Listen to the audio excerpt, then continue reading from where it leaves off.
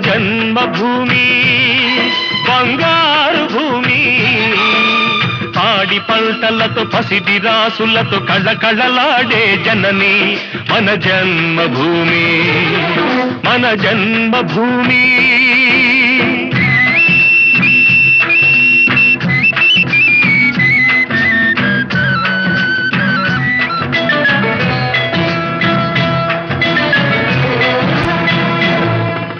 రైతు లేనిదే